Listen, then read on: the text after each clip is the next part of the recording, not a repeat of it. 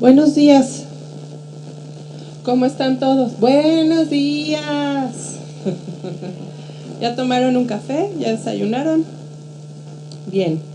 Vamos a dar inicio con el último día de estas jornadas de Seminario Iberoamericano de Periodismo Científico. Y tengo primero un anuncio. Vamos a recorrer un poco el programa hacia la tarde. La comida la teníamos marcada de 2 a 3, la vamos a tener de 2 a 3 y media. La conferencia de la doctora Marga va a empezar a las 3 y media para terminar a las 5.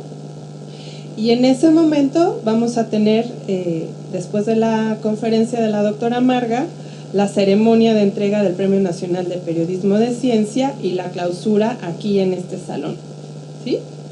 Lo voy a repetir al rato para los que todavía no están aquí enterados. Bien, ahora les voy a presentar al primer participante de esta mañana.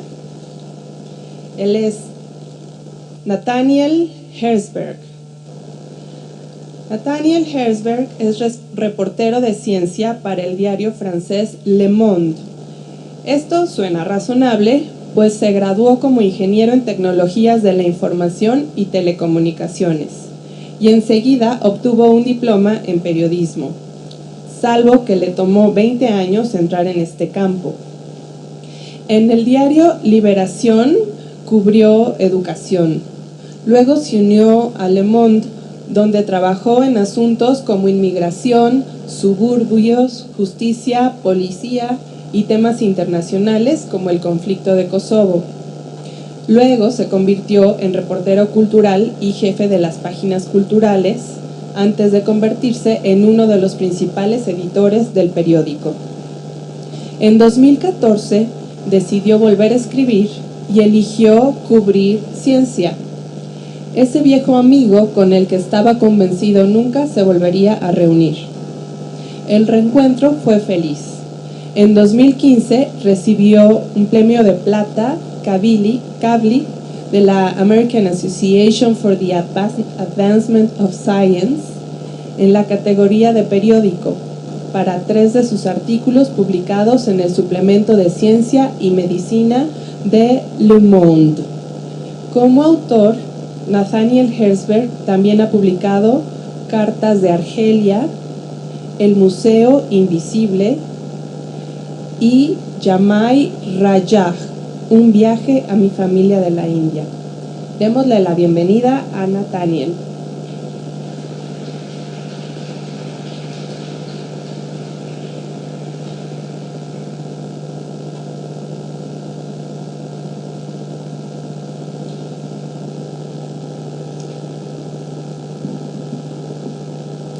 Hola, buenos días.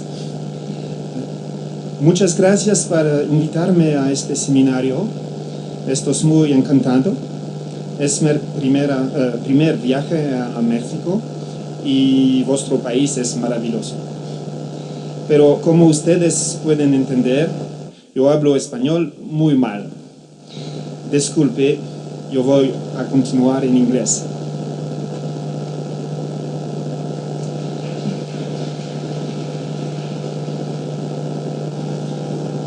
In November 2014, in one of the newspaper's corridors, I happened to meet the assistant chief editor. She used to be one of my trainees. Her career turned out to be more successful than mine. "What are you working on, Nat?" she said. "On eels." "For your zoology column?" "That's a short piece I'm doing every week." "No, for the cover story." "Are you serious?" "Never been more serious. If you have 10 minutes, I can tell you all about it." "No, thanks. I'll read it later." What is a good topic? How does one go about identifying it?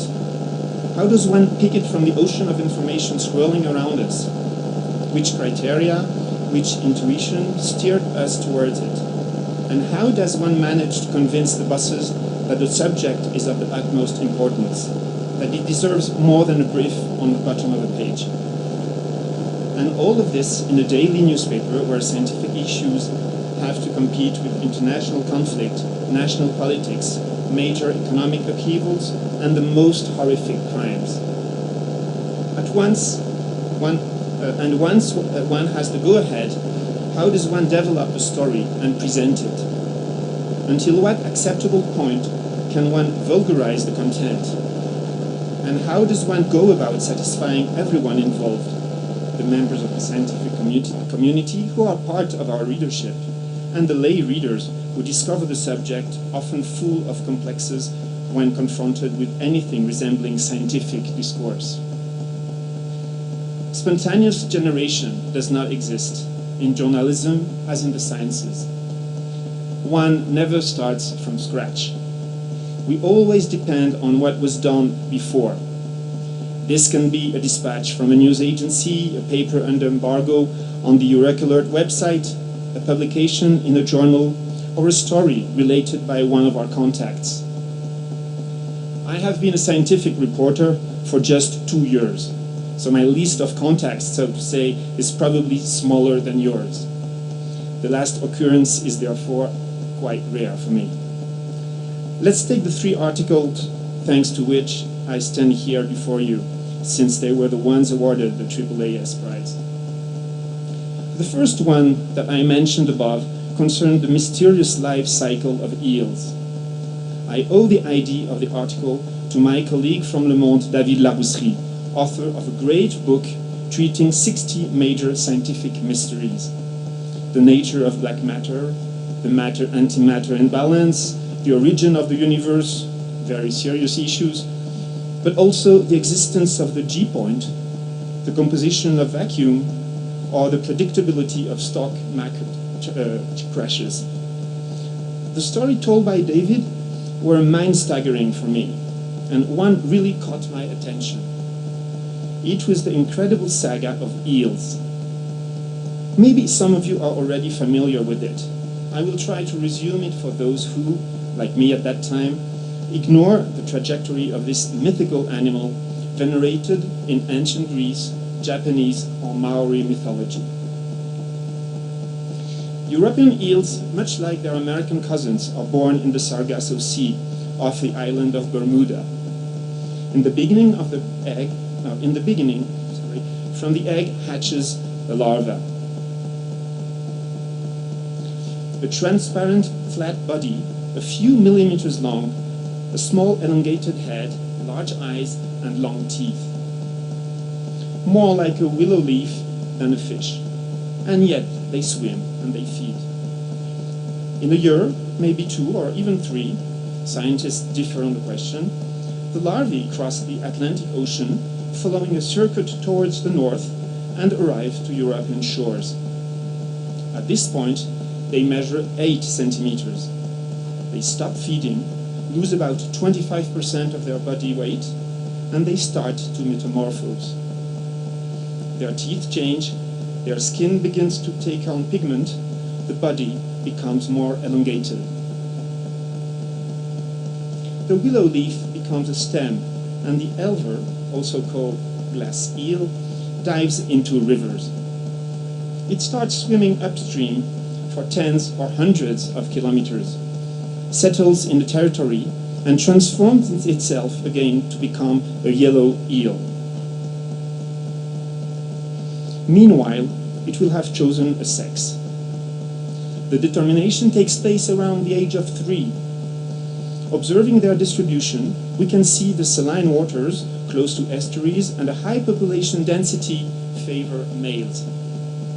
Conversely, females are pioneer and go further upstream, preferring fresh water and low population density. The life of this young single adult can last between 4 and 100 years. Yes, 100 years. And then one day, the third transformation occurs, the silvering. The eel's anus closes, its eyes gets bigger, its color changes again to a bright silver, and the eel starts to swim downstream towards the place where it was born. So here you can see a silver eel, that's the big one, and a smaller yellow eel. So you see the color is not the same, the eye is much bigger, and unfortunately we cannot see the anus. 7,000 kilometers it journeys without feeding. In any case, that is what we think we know. Larvae have regularly been spotted in the Sargasso Sea, but no adult specimen has ever been caught on site. I'm sure you will agree that all this is fascinating. The idea of the second article came from a story on the website of the BBC. It told of the stethoscope. Born in Paris 2 centuries ago, it is about to disappear. This wonderful power invention, the universal symbol of the doctor, is about to be replaced by a younger, much faster, more efficient rival, the portable ultrasound device. George Clooney without his stethoscope? Ridiculous. Think of the generations of doctors all over the world who had created the science or even the art of listening to people's heartbeat. I had the impression that this mutation could relate how the practice of medicine is transforming itself. So I decided to investigate. I owe the idea of the third article to the journals Nature and Science and to my own incompetence. In October 2014, on its front page, Science carried the title, Building a Better Mouse. The article explained how genetic engineering and innovative transplantation techniques offered a hope for a breakthrough in the fight against cancer. I tried to read the article and couldn't really understand it. A month later, Nature titled its cover Head to Tail, with a picture of the cute little rodent. Inside the issue, a series of 4 articles reported the results of a comparative study carried out by an international consortium exploring the systems of regulation of the genetic structures of human beings and of mice. Once again, my limited knowledge of genetics rapidly impaired my reading of the articles.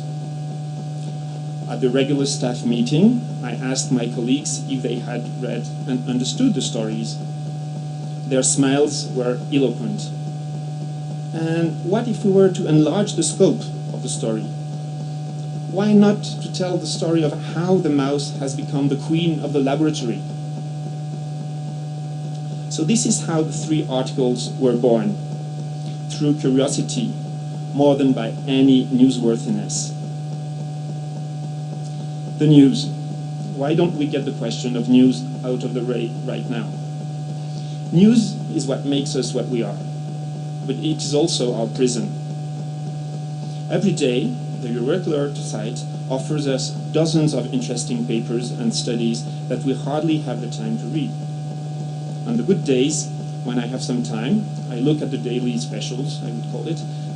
Mostly, I find 1 or 2 possible topics for my colleagues who are more specialized than I am, and maybe I will find 1 subject for myself.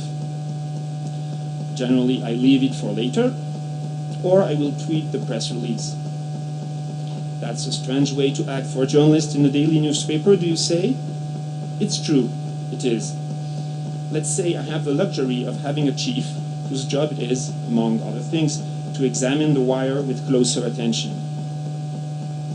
Obviously, the discovery of gravitational waves, or the Higgs boson, or the new ways that Zika is transmitted, have to be covered in our pages.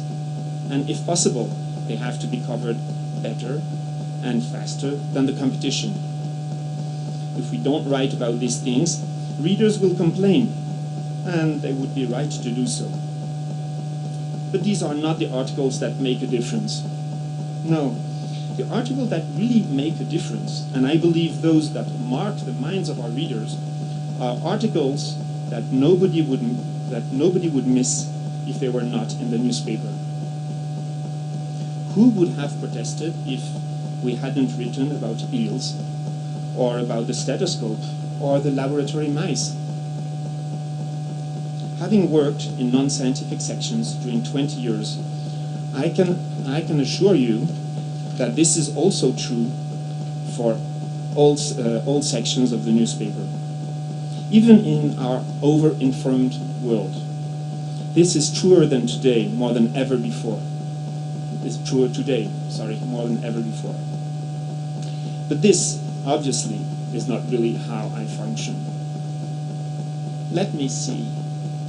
What can I write today that nobody will miss if it's not there? Now, like I mentioned earlier, what really drives us is curiosity and desire. I read a chapter in a book and begin to dream about going to see the downstream journeys of a mass of eels. I read an article about the Estetoscopio and begin to ask myself a whole lot of questions. It's like a sudden click. Not really a bolt of lightning, but a sort of internal smile. What is the mouse doing here? Why is one biology article on 4 about mice? Why not the cat, or the goldfish, or the marmoset? Maybe there is something else there. Very often, a more experienced colleague calms my ardors. It's been done already. It's really quite common, you know. But that's okay. There is a need for that first impulse, for the first movement of intuition. A little bit like scientists, by the way.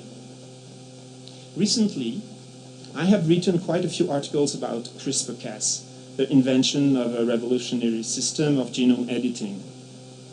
The object of a heated race, a patenting battle, and intense lobbying in view of the Nobel Prize.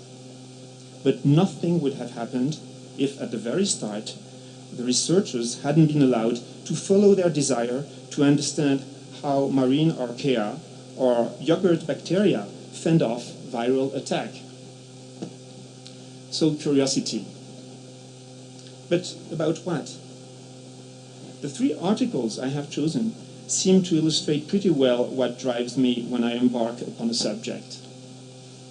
First of all, there is the mystery that one wants to solve or to understand. As I said earlier, the life cycle of eels has fascinated thinkers for centuries, and this is perfectly understandable. Despite the presence of this fish in numerous rivers, nobody had ever found its eggs, or its spawn, or even adult specimens on the point of procreating. Aristotle, in his History of Animals, came to the conclusion that the beast probably arose from the bowels of the earth. As to Pliny the Elder, he assumed that in order to breed, the fish rubbed themselves against rocks, dispersing fragments of their bodies, which became animated. Born from the rotten flesh of horses, carried away by the May dew, coming out from carp gill or salmon skill. So many hypotheses that are apparently far-fetched, but that have been suggested by great scientists over the centuries. It was only in the 19th century that French and Italian observers made the connection between the adult specimens in local rivers and the larvae floating in the sea in the middle of the plankton. Finally, in the beginning of the 20th century, Johannes Schmidt, a Danish biologist, tracked for 8 years the larvae from the east of the Faroe Islands to the Sargasso Sea. A century later, the questions are still there. How do these tiny creatures manage to cross the Atlantic to reach our shores? How do they choose the rivers in which they settle, generation after generation? What makes them turn male or female? How does the European eel manage to be present in fresh or brackish water, in swamps, in ponds or streams, from Lapland in the north to Morocco in the south, and on 4 other continents for its 16 cousin species? Why do they decide to leave one day, and how do they find their spawning area again? Scientists have left no stone unturned in their quest for answers. They have analyzed the eel's incredible sense of smell, their vision that allows them to perceive the tiniest quantity of light in the depths of the ocean. They have studied the chemical elements present in the eel's organisms, thus trying to track their migratory habits. Even the hormonal patterns of the species has been under scrutiny, followed by the tiny ear crystals, called that the otoliths, in an effort to ascertain the age of certain specimens, a process much like counting the rings of tree trunks. Researchers have learned a lot, but as Éric Fintin, one of the most respected French experts, says, with an eel, if you find one answer, you get 10 questions. The biggest mystery is that of the return trip, which begins on a rainy full moon autumn night. The adolescent eel travels thousands of kilometers without feeding, reaches puberty during this crossing. It lives on its reserves of body fat. You remember the anus is closed and the animal doesn't eat at all. And finally, it reaches its original place of birth, lays its eggs, and dies. How do eels find directions? Do they follow currents, a salinity front, or a magnetic compass? Do they take advantage of a memory recorded on their incoming route that allows them to find their way back? No one knows. But we do know one of their secrets: extremely efficient locomotion. The oxygen consumption studies conducted in a swimming tunnel concluded that no other fish would come near the frugality of eels. Trying to avoid light and predators, our marathon runner spends its days at a depth of 600 meters, sometimes even deeper, facing cold temperatures and especially pressures that few living beings can withstand. But every night, it climbs back up 300 meters towards warmer waters, an alternation that allows silver eels to reach their spawning area at their sexual maturity, neither sooner nor later. The European Iliad project has been tracking eels for the last 5 years by equipping 700 fishes with Argos tags. I show you the tags. Yeah, here you can see the tag on an eel. We learned last week that despite the enormity and the cost of the project, scientists have been unable to follow even one eel beyond the Azores, 2,000 kilometers at least away from target. The result was the same for the Mediterranean eel in 2015. A Canadian team has observed one single American eel approach the north of Sargasso Sea, but not actually enter it. Out of the 17 species of eels, only one has revealed its secrets. After 18 years of research and 11 campaigns in the ocean, in 2009, Professor Katsumi Tsukamoto, a biologist at the University of Tokyo, found Japanese eel eggs and 19 adults at the same place, near the Mariana Islands in the Pacific Ocean. Habitually, in French newspapers, we say that the journalist must provide answers rather than ask questions. Our former president, Nicolas Sarkozy, thinking that it was a clever remark, once said that he preferred researchers who find than researchers who just search. I'm of the exact opposite opinion. The best researchers are never certain that they will find an answer to their questions. And our best articles are those that leave questions open, very wide open. However, researchers sometimes do find answers. And then it is up to us, journalists, to provide our readers with explanations regarding these events, often at the boundary between science and society. I would like to discuss this category of articles. The reader of this won't feel amazed by the vertiginous complexity of the living world.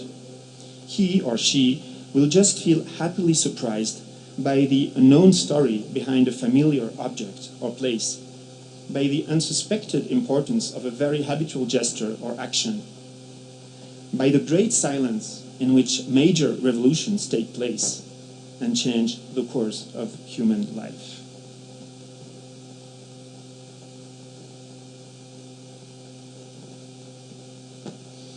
The history of the stethoscope belongs to this group.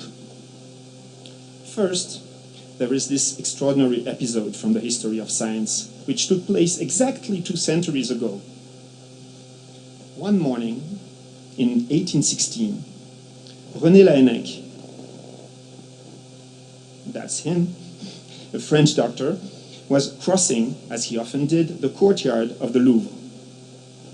He happened to see 2 children playing around a fallen wooden beam. One of the children tapped on one end of the beam with an iron nail, while the other child, his ear on the opposite end, listened carefully to the sound.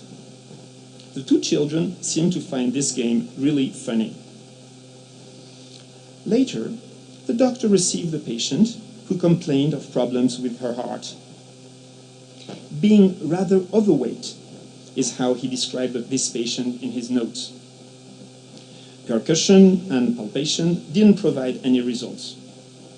According to the legend, the patient troubled the prudish doctor. He felt reluctant to stick his ear to the lady's breast, as was the procedure at that time. He then remembered the scene with the 2 children in the Louvre. He grabbed a notebook, rolled it into a cylinder, and posed it delicately on the woman's chest. What he heard was amazingly clear. The stethoscope was born. In 1818, Laennec presented his invention, now a wooden cylinder, there it is, to the Academy of Science, and a year later he published his Manual of Mediate Auscultation. 1,000 pages of classification and methodology regarding the exploration of cardiac and pulmonary pathology. The work was translated into many languages, and the stethoscope invaded the world. In 1828, it took on a conic form. In 1832, it became flexible. In 1870, it sprung 2 ears. So here, that's a picture taken at the Museum of Medicine in Paris. You see the different generations of a stethoscope. From then onwards, the stethoscope became the very symbol of the doctor. In a hospital, it allows him to be distinguished from all the other professionals in scrubs. If you ask any doctor around yourself, they will all fondly recall their first stethoscope, the brand, who gifted it to them, or where they bought it, and how long they kept it. My mother, who is a doctor, remembers her time in medical school when one of the initiation rites consisted of blocking the pipes of the stethoscope.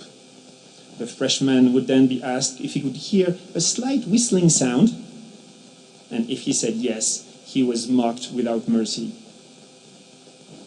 But today, the status of this talismanic object is threatened by the advent of many ultrasound devices. They are the size and the shape of a smartphone. The doctor applies a probe to the chest or the abdomen of the patient and can observe heartbeat, the detail of a lung, or the state of the bladder. The result is heightened precision and instant diagnosis. In a study published in the American Journal of Cardiology, first-year medical students with a few days of introduction to this device were asked to examine 61 patients. They diagnosed 75% of existing cardiac pathologies. Qualified cardiologists working with stethoscopes were able to diagnose only 49%. In the ambulance, the device is particularly precious, alive. An emergency physician told me how it had changed his life. When a patient arrives with a cough and fever, should he send him to get an X-ray done, or should he be treated with antibiotics? The diagnosis is now immediate. When the doctor gets called on a Friday afternoon, just before the weekend, to a retirement home to see an elderly person with swollen legs, should he be dispatched to hospital due to a possible risk of thrombosis? Even if it means hours of transportation, waiting, and potentially unwarranted medical procedures? Once again, the portable ultrasound device helps with a quick answer. For now, the transition is in its early stages. The device is still young, just about 5 years old. Force of habit and a prohibitive price, around $10,000, prevent its generalization. Despite these, the device is starting to appear in certain hospitals, emergency medical services, and more commonly in medical schools. Change seems inevitable. The use of this device is promising, but also raises some very serious concerns.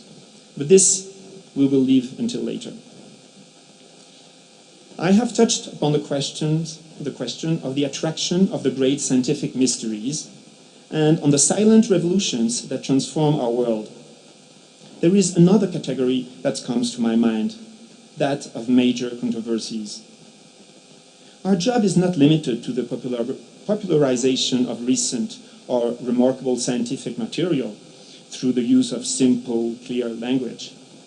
It also involves reporting the contradictions, the limits, or the dishonesty that exist in the scientific world.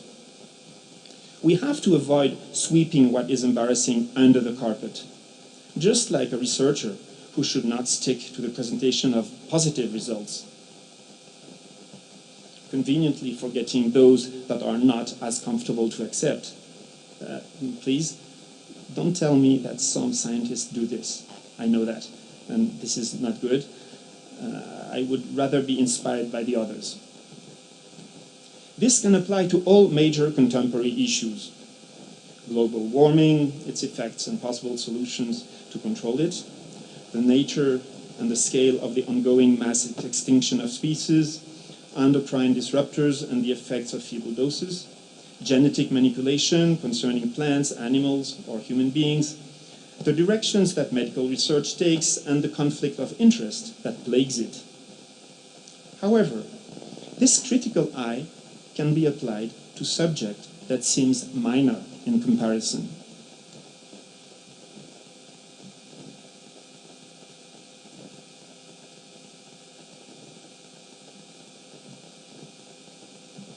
Take the case of the lab mouse, a perfect success story that started a century ago.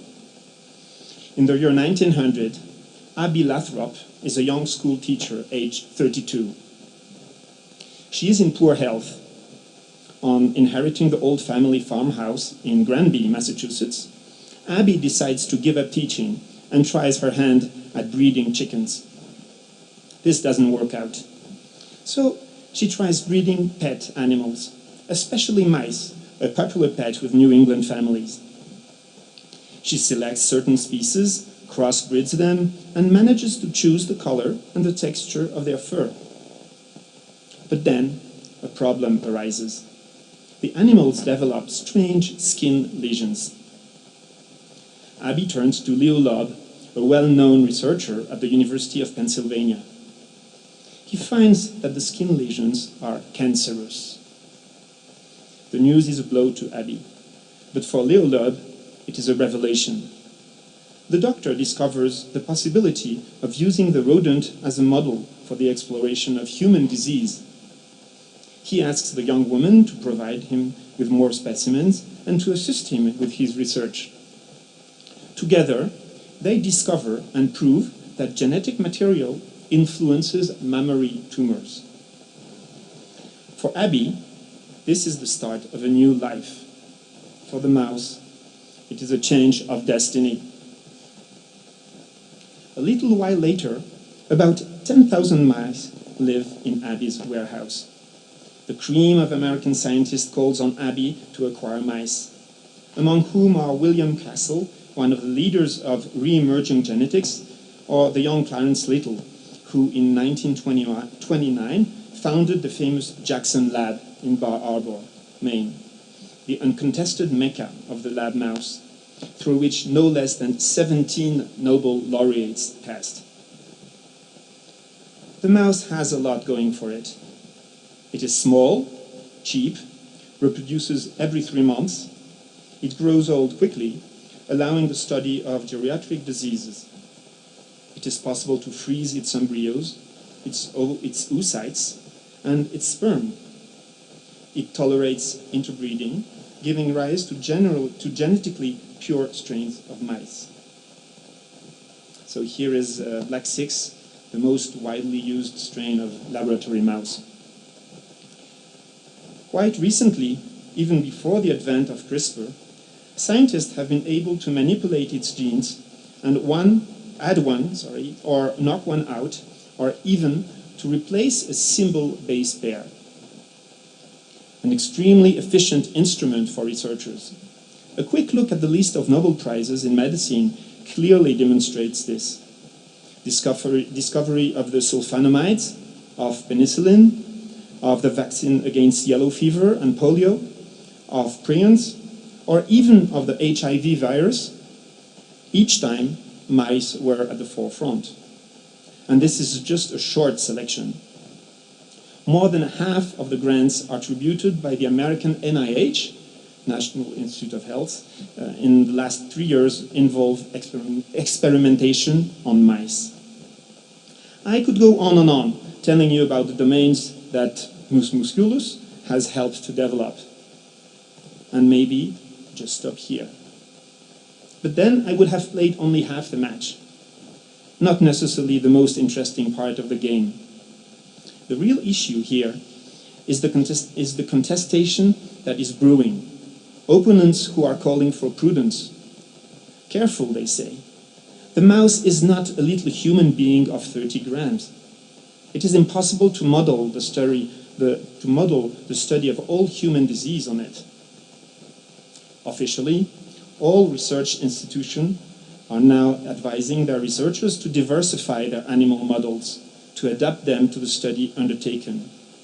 But in reality, the importance of the mouse is growing. The structure of the scientific community, the importance of the production process, almost an industry, the knowledge gathered by generations of researchers, all of this contribute to increasing the importance of the mouse, with grave consequences. Clifton Barry, director of the research program on tuberculosis at the NIH, goes far enough to say this over-dependence on the mouse has contributed to the lack of any important breakthrough on the treatment of the disease in the last 40 years. Tuberculosis in mice does not resemble human tuberculosis. Since mice do not cough, they are not contagious. And more importantly, the immune system of mice does not react in the same way. Their white cells do not congregate into granuloma to respond to the attack of the evil bacteria. As a result, if 1/3 of the human world population lives on with the bacteria in their organism, most of them never declare the disease. Oppositely, there are no healthy carriers in mice. All infected specimens die. Cliff Barry told me he has had enough of curing mice. He now works with monkeys. But faced with restrictive regulation, the prohibitory cost of maintenance, the narrowness of the community, and the intense pressure from animal rights groups, he can almost understand those who prefer to continue business as usual. That is the immense majority. In between the two issues of science and nature that had inspired my articles, the New England Journal of Medicine published the ongoing state of 3 clinical trials concerning drug cocktails against tuberculosis. All had been successful on mice. None had any effect on human beings. Cost of the operation, $200 million.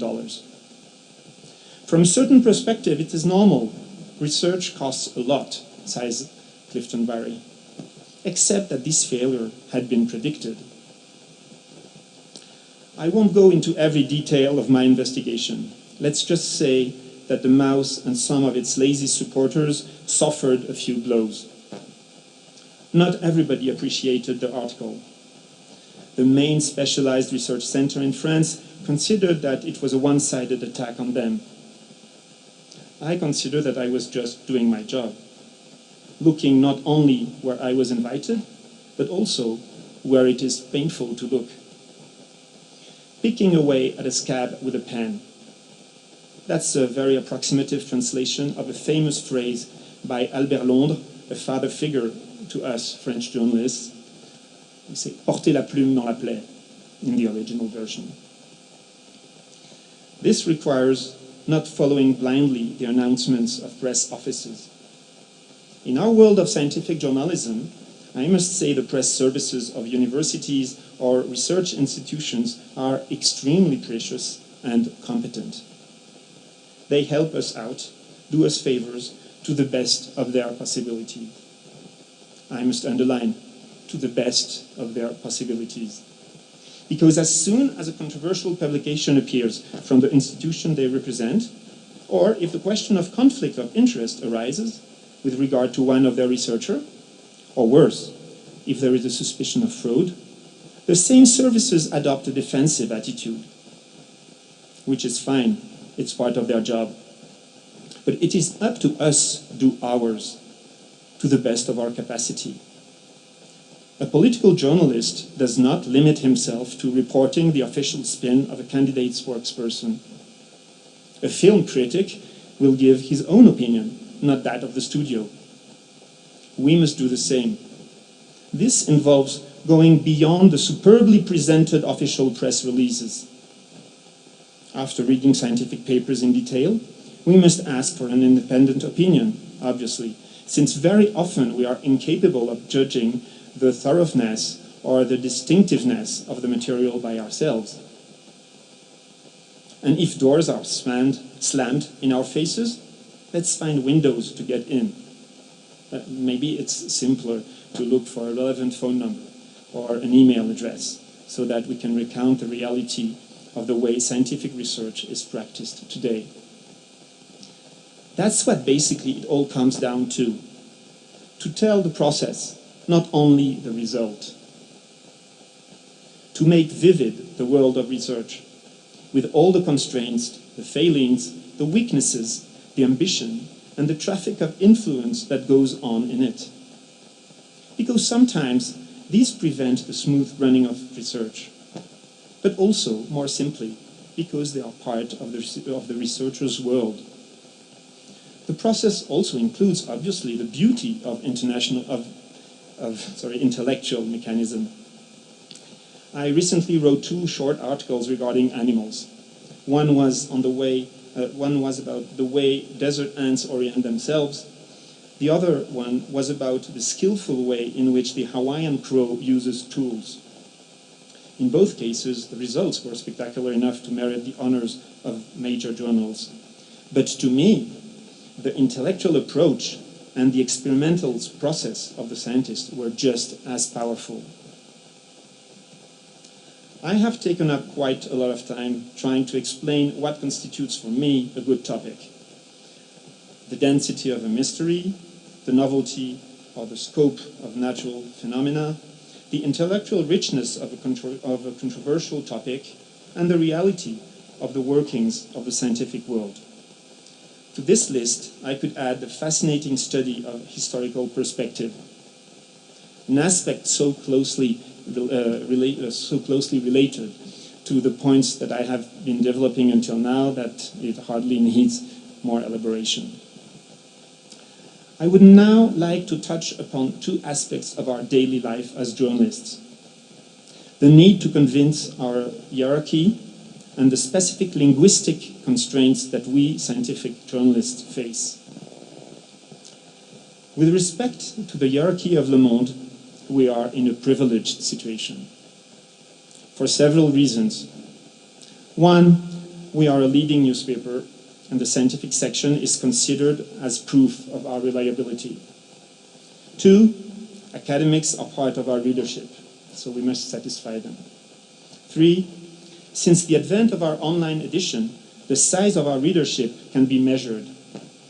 The science section is popular. Our articles are often among the most read and the most shared. 4, In the turbulent and violent world that surrounds us, the sciences are a reservoir of positive and happy stories, which is why we are not always well received when we tarnish the image of a pure and selfless scientific community. And last but not least, our current director, or editor, Jerome Fenoglio, passed 3 happy years in the science section. Obviously, this helps. We publish a weekly 8-page supplement. That's the way the front page looks. In no way does this prevent us from figuring in the daily edition, thus being able to react quickly to daily news. And to add to this, there is the online edition, perpetual seeker of new material, especially if it concerns astronomy, dinosaurs, or polar bear. All in all, that is to say, if we really want to write an article, if the idea of the article is not completely ridiculous, if we haven't already published it during the last month, and if the cost of the trip isn't exorbitant, like maybe a trip to Mexico, we can almost always find space to do so. Since we are journalists, and that we are always looking for a good battle, we have found a few.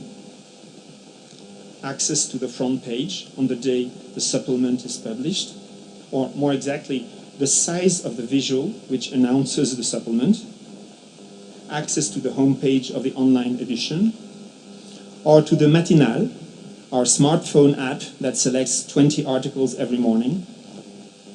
I am sure you will agree with me, as battles go, it's not really Waterloo, Alamo, or the Battle of Puebla. Honestly, I cannot say that I have to struggle that much to get my articles published. But writing them, however, involves more delicate difficulties, because they don't necessarily follow the guidelines, the rules that I was taught in journalism school. The use of short sentences, the use of present tense, the famous 5 W's, who, where, when, what, why. I'm sure you all learned the same thing. The choice of an angle and strict adherence to it. I remember also being told that journalists in Le Monde didn't strictly obey the rules.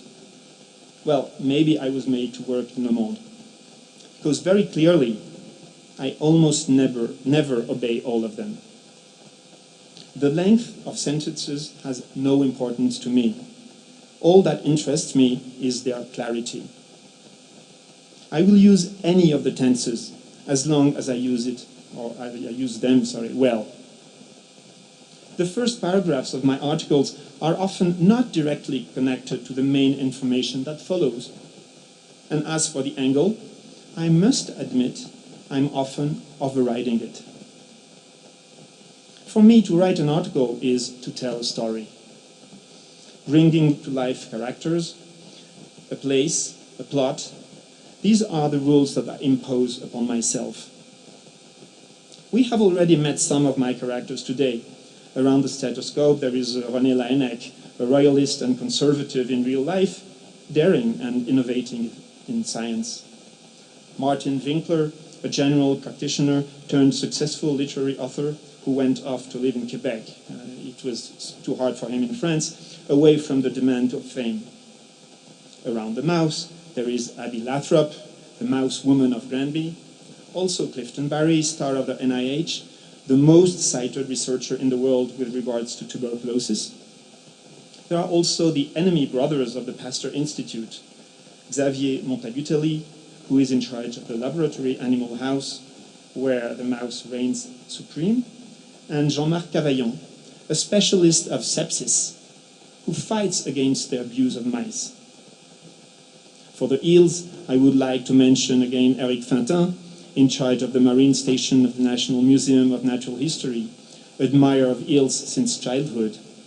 His young colleague Anthony Aku, just back from an expedition to Vanuatu, where giant eels climb up 20 meters waterfalls and then climb down, tails first.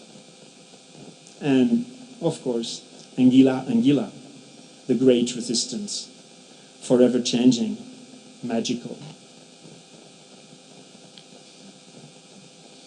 The places are just as important. Describing them is part of the basics of journalism. Observe, depict, choose revelatory details, everything that makes the scene vivid and meaningful. The color of the socks, as we say in French. The little things cluttering a researcher's desk, the glove compartment of the car in which he or she comes to pick you up at the train station, all these can provide important clues, or not, even in the very intellectual world of scientific pursuit. One can recount an experience, but done in visual terms, it becomes even better. Lastly, I would like to touch upon the nature of the story, the complexity we wish to communicate, and the language that we choose to use. My advice: never avoid any subject because it's too complex. Particle physics, climatic models, paleogenetics, biochemistry, everything is possible. Okay, maybe biochemistry is an exception. Biochemistry is a bit of a joke in my section. We all think that none of us understands anything about it. And I'm afraid it's true. However, this year we dedicated our summer series to the CRISPR-Cas9 saga. This time on, there was no avoiding getting our hands dirty. To understand first and then to recount. A duty to our readers. Since we were offering 6 full pages, one every week, we had to bring him into the black box. I must say, writing the 3 paragraphs explaining the role of the various RNAs and proteins in the brand new genome editing system was quite tricky. How not to lose the reader?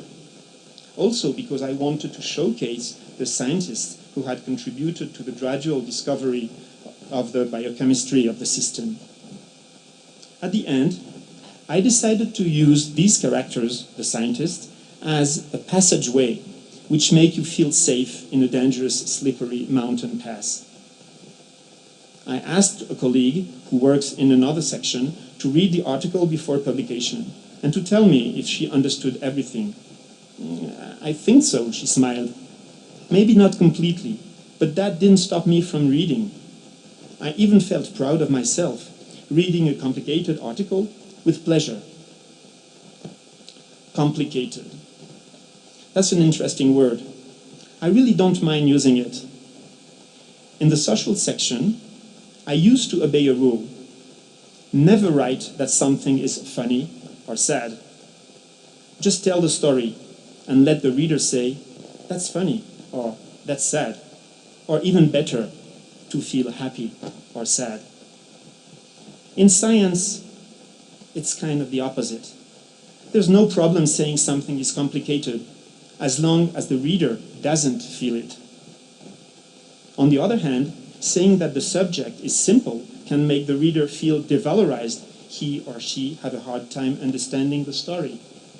So saying that something is complex or complicated, yes. Simple, no.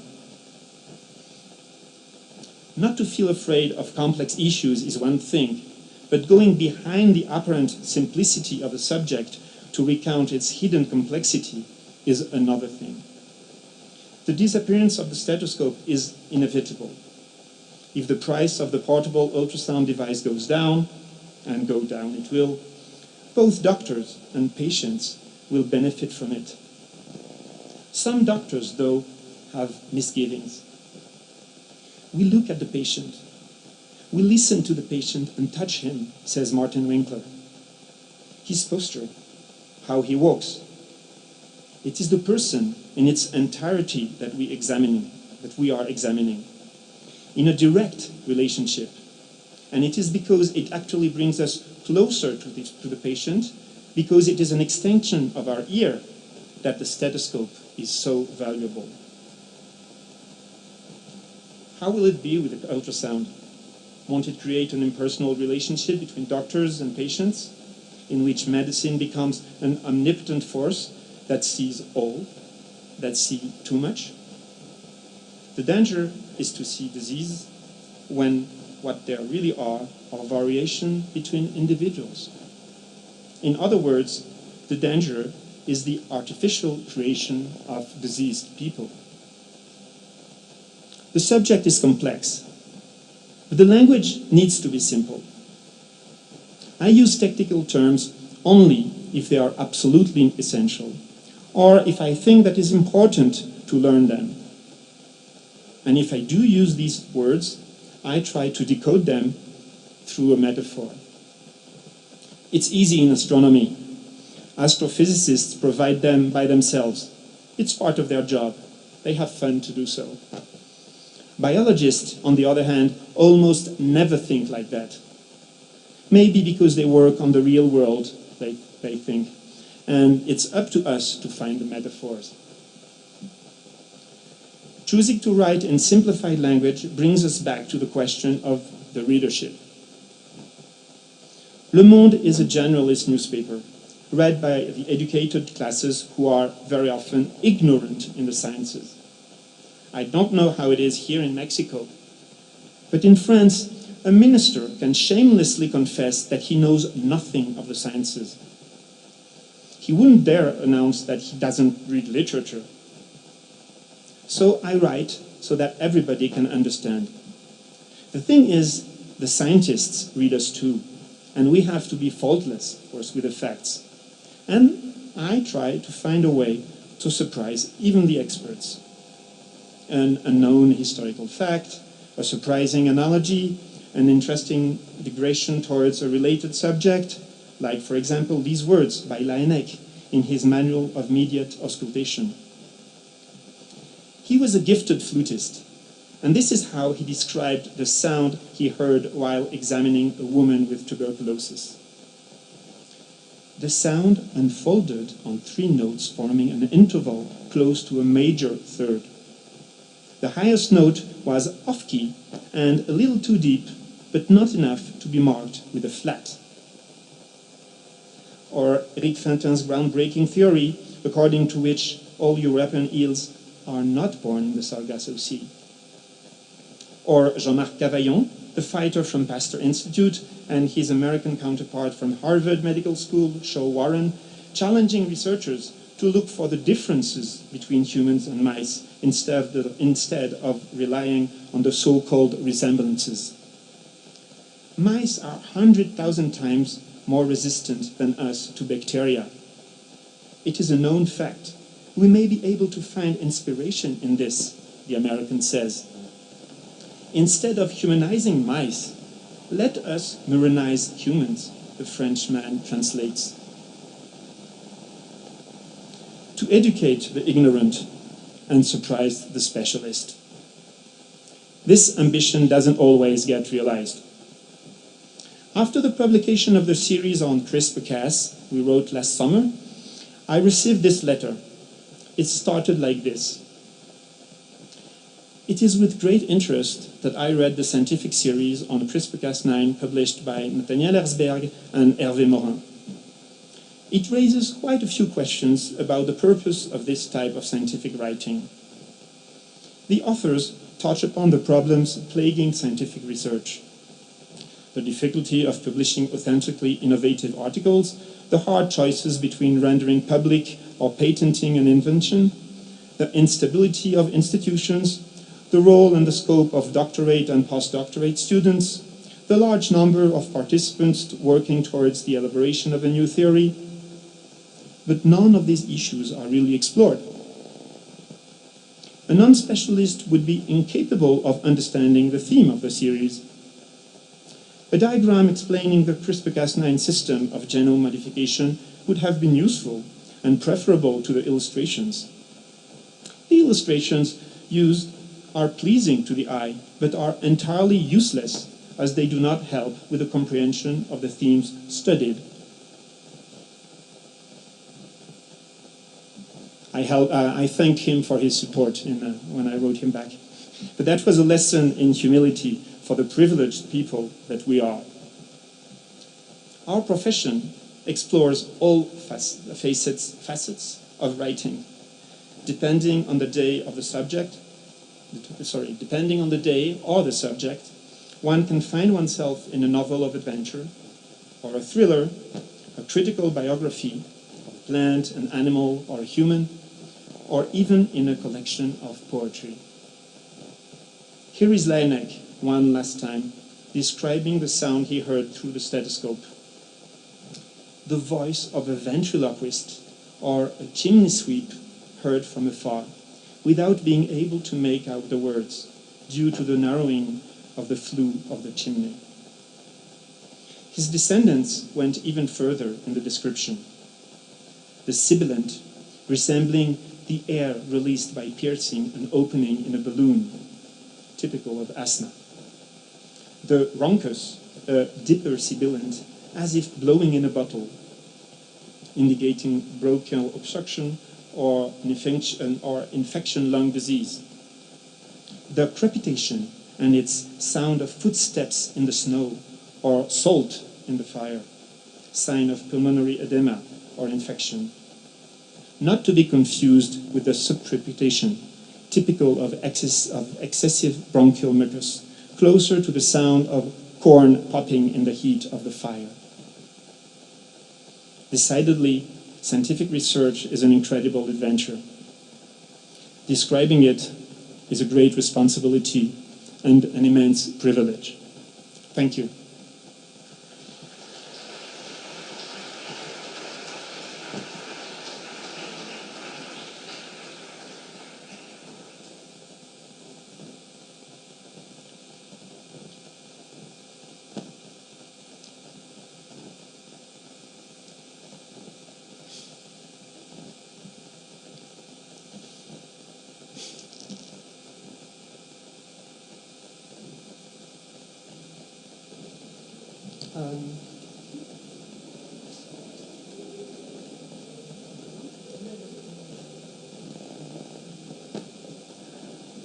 Thank you. Thank you for such an incredible lecture. I'm so sorry I was late this morning and I missed part of it, but what I could hear was really, really compelling and enlightening. And I really like your take on the job very, very much as a science writer and as a science editor.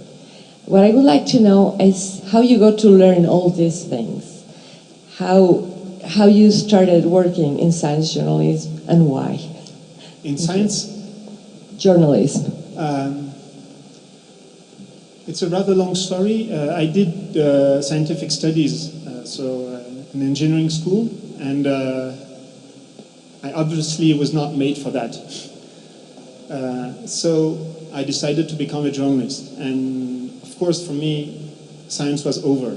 Then I did different things. I was, as it was told in the presentation, and at some point I was deputy chief editor in the newspaper, and I was bored. I didn't like this job. It was, I think, too artificial, maybe too stressful for me, too much responsibility. I don't know. I really wanted to go back to writing, and it was a moment where there were social restrictions in the newspaper. So first I thought to go back to the culture department, where I was before becoming chief editor. And the culture department had restrictions. So I could go back, but it would mean someone else leaving. And of course it was just impossible to do that. I had been their chief, I had worked with them, they were friends, so I was not going to come with my big shoes and take the place of anybody. So I tried to think of something else. And also I found out that I was lacking of intellectual inputs and the necessity of learning really new things. In journalism in general, of course you learn, but in fact you learn more human things, which is wonderful. That's why I did this job. But maybe because I'm getting old, I wanted to have more to learn again. And I think I was not brave enough to go back to university, to take this time and to work on the one hand. I could not stop working, have a family, and so I tried to find something where I would learn, but I would be paid to do so. And of course, science is heaven for that. So that's the way I decided to go back, if I can say, at least to go to heaven. That's a good mistake, to do science journalism again. But it's funny, I have still a few friends from engineering school, and when they heard I was going to the science section, they burst laughing. They say, it's a joke. And I say, no, it's not a joke. Thank you. Hi. Thanks a lot for your lecture. I'm going to make my question in Spanish in order to... Gracias. Buenos días. Soy periodista de Ciencia en el periódico Crónica en la Ciudad de México. Y mi pregunta tiene que ver un poco con periodismo y un poco con negocios, porque quienes trabajamos en diarios vivimos un momento donde se habla de la futura muerte de los diarios, el hecho de que la gente lee menos en papel, y tú comentaste, y bueno, nosotros observamos que mucha gente sí lee información de ciencia. En internet vemos los números son muy altos, muchas veces son más altos incluso que otras secciones, pero la pregunta es ¿cómo han hecho ustedes para capitalizar, digamos, estos lectores al interior del diario? Porque muchas veces otros editores de otras secciones cuestionan que se den más páginas o más recursos a la sección de ciencia, pero por otra parte también para que la sección de ciencia sea un motor de crecimiento y un motor de salud financiera para el medio. No sé si te has involucrado en esa parte. Gracias. Yes, in fact, I'm not involved in that aspect directly, except that I'm writing articles. And I think that's the base of everything, whatever. I mean, I will not escape the question, but I think there is one necessity is to write good articles. All the rest will not work, whatever. Even if you have a very good team in social media, even if you have a pretty presentation, even if you have a dynamic marketing, if the stories are not good, it will not work. So that's the first thing. The second thing, I guess it's also that the internet team pushed our articles quite well. They appreciated it. Maybe because they were surprised by what they were reading. And to me, I have to admit, it's almost a surprise. Mm-hmm. Now it's not, because I love what I'm doing. But 10 years ago, I was not really a regular reader of the science pages. So it's maybe like the eel. It's some kind of a mystery for me, why so many people love to read science articles. I think one of the reasons, and other journalists said that before me, and I said a little bit about it, the fact of writing positive stories in our world that is really depressing. This is something also quite strong. And maybe the fact that in France, there are so many people full of complex around science that when they discover that science can interest them, that they are not completely stupid or closed to science. For them, it's really a pleasure. It's not only the fact of having learned news or even read a story. I mean, I meet some people who say, it's amazing. That's my favorite supplement in the newspaper. I'm sure some others, it's not the case. But of course, those that talk to me, it's because they like it. And very often I say, but you did scientific studies, you like science? And they say, no, not at all. I was very bad in maths, I always hated physics. But I don't know, I understand, and it's fascinating stories. So that's our thing. And then I think it's, I don't believe really in recipes. I think what we are doing is, I don't know how do you say artisanal, like handicraft. I mean, we are not artists, we are not businessmen, at least as journalists. We are doing a handicraft, and we have to do good work, like a baker is doing good bread. So okay, maybe there is more recipe in a bakery. It's probably not the right example. I told you the metaphor is necessary, but sometimes you fail. Sorry. But at least I think not forget that we are handicrafts people. Thank you. Hi. Hello. Nathaniel, I have a question. At the beginning of your lecture, you told us you used to write, before writing about science, you used to write about politics, education, and other themes and sources. So, and also you told us you have been writing about science only for 2 years. And then you won a very important award. What does it mean to you to be awarded with the Kavli Award? By the way, congratulations. Thank you. No, I was very proud. It was of course a surprise. You know, when there are the film festival, they always say, "Oh, it's a surprise." I really didn't think. Honestly, it was a surprise. I mean, the real question would be, why did I send it? Because they sent a mail to, I suppose, all the people who are following the Eureka Alert website. And maybe the moment the mail arrived, I was a little down. I needed recognition, and I had come back from chief edition, where of course inside the newspaper you're an important person, and you go back to the base, which was a choice. But even if you choose something, it's not necessarily easy to live it after. I don't know.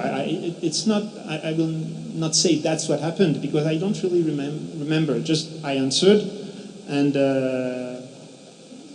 that's the way it happened. And of course, I was very proud, and it was also great because when I went to the AAS meeting, there were all these scientific conferences, and that was incredible. I mean, I picked, I think, 5 stories that I did in the following months, and I've never been to a meeting where I can at once get things. I mean, next month I will, like an hour, a year later, after the prize, I will go next month to the Middle East to do the subject that I discovered at the meeting. So it's just you push a door and ping. So that's well, congratulations. Thank again. You. Hi. I would like to know how is the process to choose the themes of the articles in Le Monde. I mean, how is in Le Monde? Do you have the freedom to choose different themes or the field, for example? And what is the function of your editor? Sorry, what is The function? the function? Yeah. Of your editor. Okay. You mean the science editor?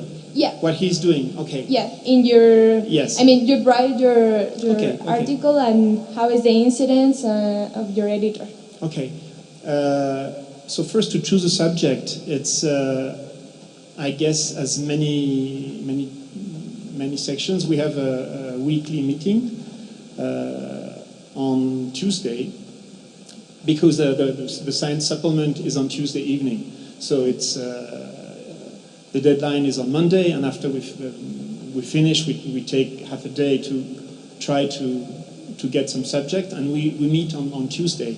And on Tuesdays, we of course have looked at your work alert, and we have tried to think on subject we want to do, and then we discuss of that. We discuss of news subject for next Tuesday. We also the editor of the environmental page, which is a science environmental daily page, comes at the meeting, so that we can tell her if on Thursday after nature, or on Friday after science, or any other day, there is a subject that we think has to come in the daily edition, because it will be because it's hot and it cannot wait until next Tuesday. It has to be in the newspaper because it's hot news, and then we decide the subject of news, and we also discuss the more long-term subject on which we work. Maybe what I should say is the content of the 8 pages supplement. I should have brought slides. Sorry, I did not do that. But basically, in this supplement, you have a central feature story, big story of 2 pages. The 3 articles I discussed about were in this part of the supplement. We have 2 pages on news, and we have 2 pages where you have a chronic of improbable science. We have an op-ed, so it's a scientist generally that wrote an article. We have a column. 4 scientists are turning each week, and they have the column. So one is a specialist of genetics and biology, one is a mathematician, one is a social scientist, and of course I forget the 4th one. Sorry. So this is so. We have also you say infografia, maybe in Spanish, infography, or don't know the word in English, which is half a page to try to treat a subject by visual way. And we have a photo of the week. And on the last page, we have the little zoology column I told about, that is on one column.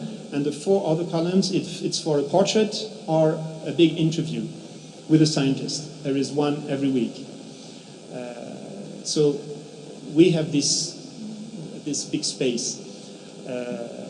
And the discussion is to organize it. And I have to say that's what I say, and that was not a joke. If you have a good subject and you really have the will to do it, at least I know I'm privileged. That's the problem. And I'm staff, I'm not freelance.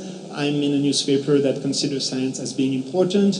I'm in a newspaper where the freedom of the basic of the specialist is considered as essential. There is a kind of the culture of the newspaper, since it was created in 1944, is to consider that the journalist at the base, the one that is on the field, is the one who has the knowledge. So, of course, then when I say that, you have chiefs, and sometimes the chiefs have to take decision, and they can say your article is bad. But the content, normally, there shouldn't be problems. There are, it happens sometimes, there are, if we have time we can discuss that too, but normally it's okay. The second question, I think it was about the role of the science editor. Basically, he's the person with whom I discuss when there is a subject. If after the meeting I want to discuss more deeply what's going on, I will talk with him to try to elaborate the subject. He's the one who will basically say, okay, you can go to Mexico or not. He's the person who will reread the article and eventually cut or say this is not clear. But I mean, if he changed the text, he will always tell me.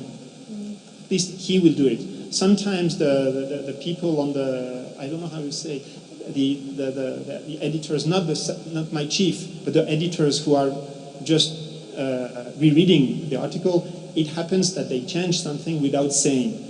But curiosity, it's quite curious, but the chief never does so. When he changed something or he wants to change something, he asks and we discuss. And of course, most of the time he's right. But the day he's wrong, there isn't a mistake in the newspaper. And unfortunately, with the edition team, it happens sometimes. Thank you very much. Hola, buenos días.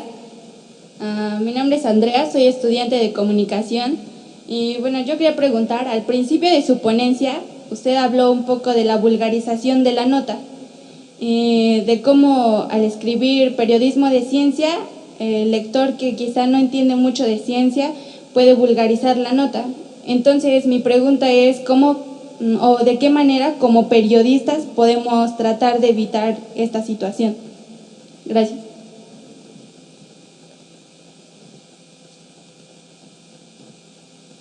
I'm sorry, I'm not sure I understood your question. Maybe it's mi pregunta era de qué manera podemos evitar que el lector pueda vulgarizar nuestra nota al no entenderla como debería de ser. Entonces, ¿cómo evitamos esto como periodistas?